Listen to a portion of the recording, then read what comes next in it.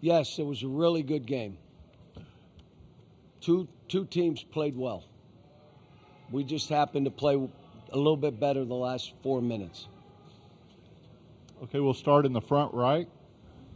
Yeah, John, obviously, you win the SEC tournament for the first time at Arkansas, 7th time overall. You're the first person to do it at 2 different programs, and I think it's your 16th overall conference tournament title. Just to have the success this early at Arkansas, what is that like for you? So when you've done this a long time and you're in the business of young people, it is about the name on the back of the jersey. Yes, we're doing it for Arkansas. But I'm so proud of DJ Wagner, what he did, the last rebound he got, the threes he hit, how he defended, the energy he brought. I am so happy for Nick and what he did because Malik did not play well. And then all of a sudden I'm proud of him because it's the first time this year he started that way. In the last 5 minutes, the reason we won was Malik Ewan. And then you had Malik Thomas. I went down on the bench because I wasn't going to put him back in, not because of him, because of what was happening on the court. And I walked down and I said, listen, I'm going to stick with this group. So, and he looks at me and says, I'm good. I'm great. And I hugged him. And then I gave him a kiss on the cheek. He was like, what the hell?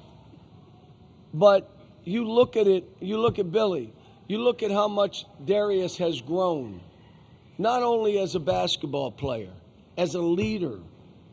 It's incredible. That's what we should be in the business for. You want to win, but it's the name on the back that I'm in the business for. Now, I kind of been that way and done all right at every school I've been at. So you could say it's wrong, or you can live with it. You could be peed off or peed on. I really don't care. And so this was, for these guys, can I tell them what I said in the pregame? So I said, guys, it's another game. We're trying to get better. Let's see where we are. We're holding our seed, and Nick Pringle in the back said, hell no. Bullshit. This is for a championship. And I said, if that's what you need me to say, great, let's go get this championship. I mean, this is about them. I've done this so long. There's stuff you do you don't even know. And I said it the other day. I don't have a rear view mirror in my car. I look one way, out, that way. And so the stuff, I've been blessed. I've been blessed that their families let me coach them. And hopefully I'm giving back. All right, we're going to go questions for the players now. Start in the front. Darius, for you, you now have the 3rd most points scored by a player ever in the SEC tournament. The 2 guys above you scored that in 4 games. You scored 91 over 3. What was working for you this week, and what was working for you today? Just, my teammates believing in me. I just give credit to them. They trust me with the ball, and I just got to go make the plays. So, downhill was working, all weekend, and today, I just had to be smart with the ball. No late turnovers in the last couple of minutes. Front left. Darius, Jack Lennon, 90.3 FM. You had 30 points, but also, perhaps more importantly, 11 assists. What were your teammates doing so well off the ball to help you as a scorer and as a facilitator? All the right things. They were cutting. They were sliding to the right spots. A couple of times I had a couple of turnovers was on me, but, once I slowed down, started using my pivots, I seen them, cutting and sliding, so I just had to hit them, and I believe in them to make the shots. Front row. TB, you hit those first initial threes. How big is that in your game, just hitting those early shots for a confidence standpoint? Yeah, I mean, when you see one, anytime you see a couple go in early, you feel good. So, that definitely helped my confidence, going down the stretch. And also Coach Cal calling it out in the huddle that I was going to hit the dagger again. just like he did at Mizzou. So, just him having that confidence in me, my confidence in myself, it feels good.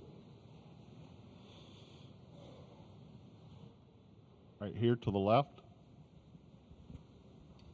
For either of the players, George Urias, TSTV Sports, what's the plan for y'all when y'all go home, preparing for the tournament? Darius, if you would start with that. Just get back, practice, but making sure we're taking care of our bodies. Just staying in the training room, being smart in practice, and just playing our same basketball in the next tournament. Make sure we stand together. Make sure we, stay a brotherhood, and we'll be fine. Trayvon, if you would answer that. He pretty much hit up on everything. Any more questions for the players? All right, gentlemen, you're dismissed. Okay, we'll start in the front, left. Coach Jacqueline, 90.3 FM. When you look at the game today, your team had 21 assists. What was impressing you so much about how your offense was moving and how they were facilitating the ball? We're undefeated when we have 20 assists, and we talked about it. Quit holding the ball. Ball moves, players move, you end up having assists. We sometimes grab it, and we got some ball stoppers, and it's my job to say not acceptable, whether I take them out or I start running offense, forcing motion, pass, pass, pass. But when we do that, we're really pretty good, shooting 50% from the floor, 30-some from the three-point line. We have been really good free throw shooters till the last game. And we're starting to rebound better. So we're going that way. Now, my guess is we'll play Wednesday. Is there games on Wednesday? Okay. Playing here Sunday and having this kind of game, hopefully they'll say, let them rest till Friday. Not a chance. Front row on the right. Coach, you talked yesterday about how you came into this tournament last year needing to win a game to make the NCAA tournament. Much different scenario this year. You've now won the SEC tournament.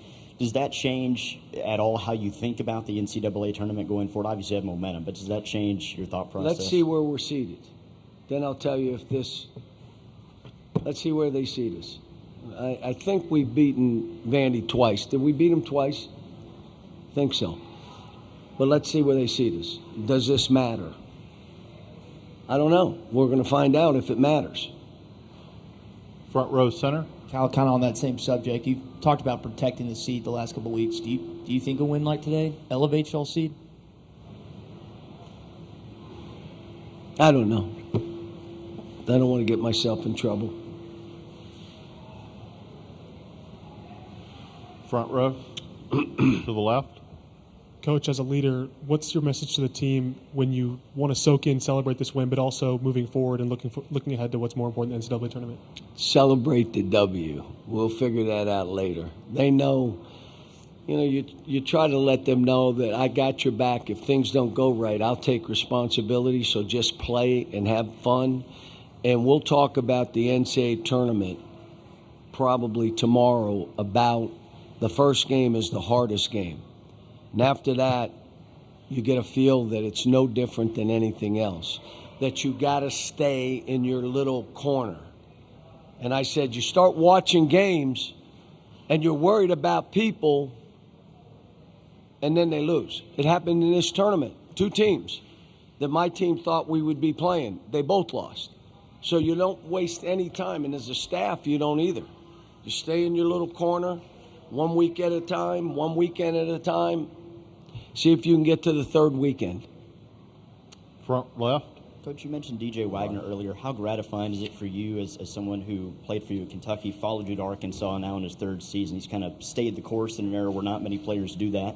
How gratifying is it for you to see him not just play well in this game and win it? Without him, we don't win this game. So you could even go as far as say DJ won this game.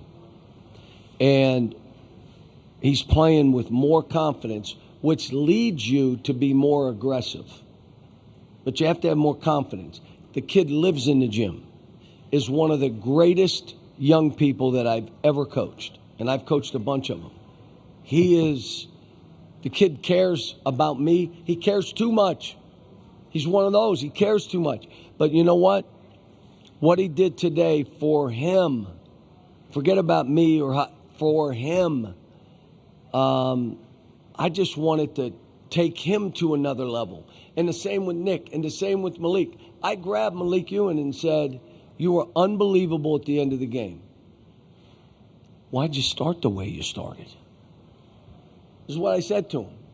So you can do it, you're choosing not to. Or you're mentally holding yourself back, because it ain't me. How about this? He comes out every time he makes a mistake. I only play 7 guys. You can't say that anymore. That one's out. So, you know, like I said, I'm happy for the guys. I'm happy for the university. I'm happy for the athletic department. I'm happy for the state. But again, my job is to coach these young people.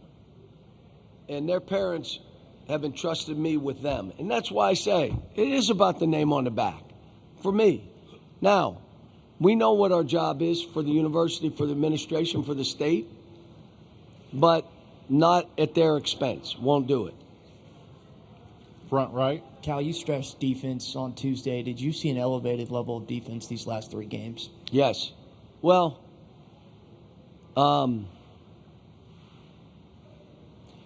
yes, we're getting better, but everybody's still shooting 50% against us. Today we were better. And again, you know, trying to get us to be more energetic, more on the ball stuff to try to wear people out.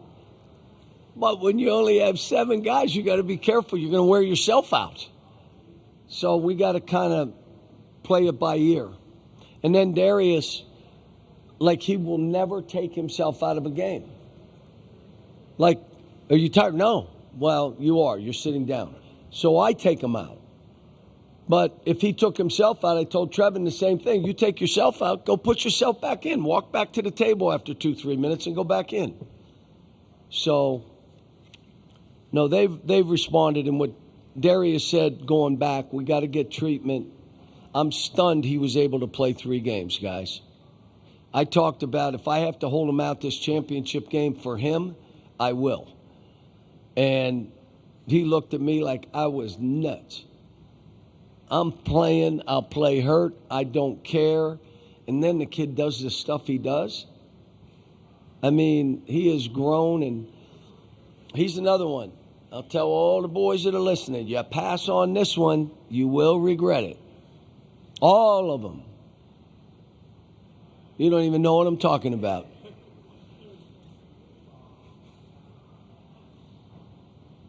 Is that it? No, left center. Anything else before? Right here. No, I mean, I guess my question was about just building the energy. But, I mean, for this tournament, how do you plan on maintaining the guys and just making sure they're prepped for every game? We're going to enjoy this. We're going to my house in Nashville. I have a house here. We're going to there. My daughter works at Vandy, Dr. Calipari. So I make her call me Coach Calipari because I've got to call her Dr. Calipari. We're going to the house, watch the selection, don't care where they put us. I literally don't care if we play on Tuesday or what seed. I don't. I'm teasing, but it's going to say a lot about these conference tournaments, what they do. And so we'll watch. We'll get right to the plane. My hope is we're home by 8 o'clock. And then tomorrow, I'd like to give them off tomorrow. And if we do anything, it'll be film. They just went 3 days, and they were wars. Oklahoma was playing the best they played all year.